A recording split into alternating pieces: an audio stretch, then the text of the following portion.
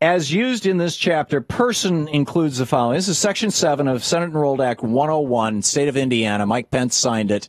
Former right-wing talk show host Mike Pence, now governor of Indiana. The religious freedom restoration. Yes, we need to restore religious freedom. To whom? Well, to people. So who are those people? As used in this chapter, person includes the following: an individual or religious society or church, a partnership, a limited liability corporation, a corporation, a company, a firm, a joint stock company. Really? So this is the essence of the entire thing. This goes back to this insanity that was promulgated by John Chandler Bancroft Davis back in 1880. Well, 1880 he wrote the decision from the 1886 Santa Clara County versus Southern Pacific Railroad case, in which in the head note, even though the Supreme Court decision said, we did not decide this case based on whether or not persons in the 14th Amendment includes corporations. We did not. We were able to find the solution to the problem of tax, property tax, which is what the case was about, property tax between Santa Ana and Santa Clara County in California. We were able to find that in the Constitution of the state of California. It had nothing to do with any of this other stuff.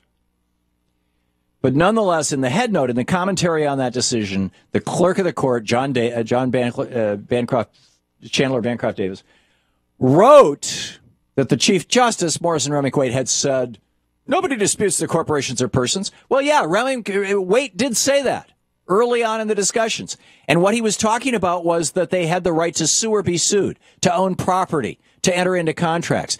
Corporations are persons. They're artificial persons. We have always historically referred to human beings as natural persons. The word natural is missing from the 14th Amendment, and that, you can draw a direct line from that. And Senator Conklin running around the United States in the late 1880s and early 1890s on the paycheck of the railroads. He was on the committee that wrote the 14th Amendment, saying, oh, yeah, we intended to include the railroads in that. He was lying. He was well paid, but he was lying.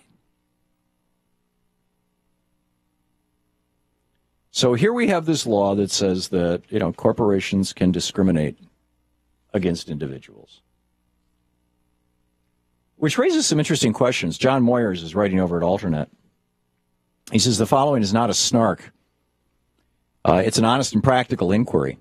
How are merchants in Indiana going to determine which customers can now be refused service under the state's new religious liberty law? I mean, this is a law that targets gays, right? And and I'll play this ad for you after the next break, and then we'll pick up your phone calls. He says, take sexual identity. Every LGBT person out there, if every LGBT person out there was a flamboyant drag queen, it might be easier for a merchant to decide who to refuse. But some gay people like me are just average white guys. I don't swish, lisp, or call everyone honey. And if there's a song on my lips, it's more likely Jerry Garcia than Judy Garland. I mean, how are they going to know? What's the next step? Stop everybody at the door and ask them? Stop everybody at the door and show them some gay porn and see if they get aroused? Maybe the government should step in and do some sort of careful evaluation of people's behavioral history. You guys got into this thing, Google, last week, didn't you, about how Google knows everything about you? Have you ever Googled the term gay? Ho-ho! And then we can have nice little yellow stars that you wear if you're... Oh, has that already been done?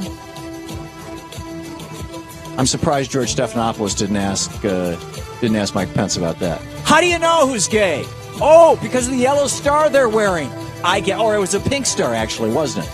It was the pink star, or it was the pink something or other in Nazi Germany for the gay, because they were killing gays. Hitler was killing gays, too.